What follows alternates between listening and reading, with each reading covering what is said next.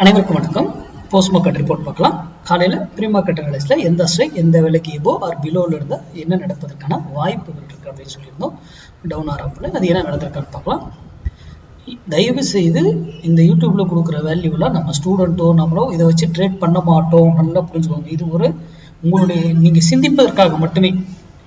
நீங்கள் மேக்ஸ் சார்ந்து உங்கள் பகுதியில் உங்களுக்கு தெரிஞ்சவங்க யாராவது சொல்லி கொடுத்தா அங்கே போய் கற்றுக்கிட்டு ட்ரேட் பண்ணுங்கள். இல்லையா நீங்களே மேக்ஸ் சார்ந்து ப்ராக்டிஸ் பண்ண ஆரம்பிங்க.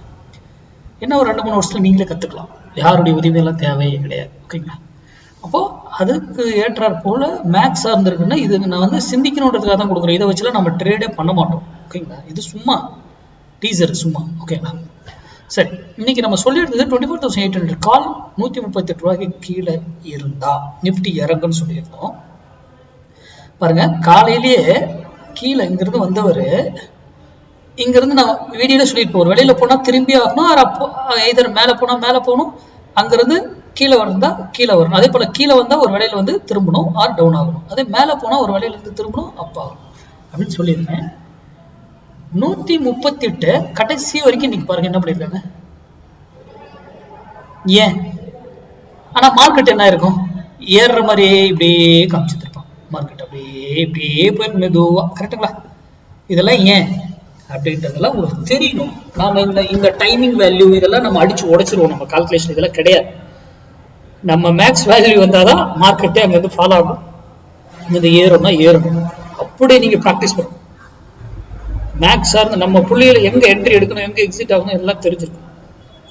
அதே போல நம்ம வந்து கிளாஸ் வந்து இண்டிவிஜுவலா 1-to-1 எடுத்துட்டு தான் இருக்கேன். அப்பப்போ ஃப்ரீ டைம் கிடைக்கும் போது மட்டும்.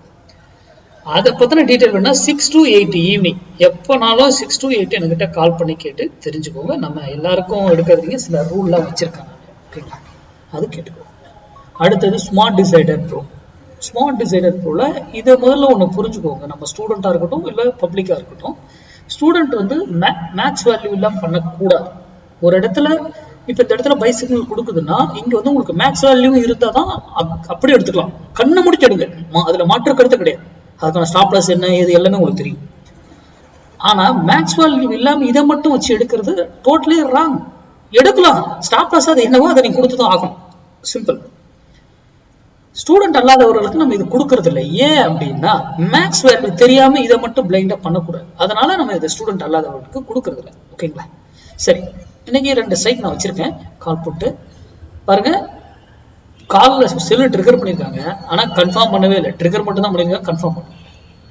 அதே ஆப்போசிட்ல போயிட்டு ஸ்டாப் லாஸ் செட் பண்ணிட்டாங்க. அப்புறமா பை ட்ரிகர் பண்ணி அதை கன்ஃபார்ம் பண்ணி ப்ராஃபிட் எகைன் மறுபடியும் பை எடுத்து ப்ராஃபிட் எகைன். இதோட சரி, இந்த ப்ராஃபிட் தான். அதுக்கப்புறம் வந்து ஸ்டாப் லாஸ் அடிச்சிருக்கு. அதே மேக்ஸ் வேல்யூ இருந்தா எல்லாமே என்ட்ரி எடுத்திருப்பீங்க. கரெக்டுங்களா? ஸ்மார்ட் டிசைடர் படி அது. அதே புட்ல பாருங்க, எங்கேயும் பை இல்லை, பை கொடுத்துருக்காங்க ஆனால் கன்ஃபார்ம் பண்ணிட்டேன். ட்ரிகர் மட்டும் தான் பண்ணிருக்காங்க, கன்ஃபார்ம் பண்ணிட்டேன். செல் கன்ஃபார்ம் பண்ணி இது ட்ரிகர் பண்ணிருக்காங்க, கன்ஃபார்ம் பண்ணிட்டாங்க. அப்போ செல். எவ்வளவு சிம்பிள் பாருங்க. இந்த இடத்துல மேக்ஸ் வேல்யூ இருக்கணும், இருந்தாதான் அது வேலிட் பர்ஃபெக்ட்டா அப்படி கண்ணை மூடி ட்ரேட் பண்ணலாம். நீங்க யாருடைய உதவி தேவையில்லை. நம்ம இடத்துல ட்ரிகர் ஆகும் போது அங்க மேக்ஸ் வேல்யூ இருந்தா பிளைண்டா அப்படி எடுங்க. ஓகேங்களா? நன்றி, வணக்கம், வாழ்க வளமுடன்.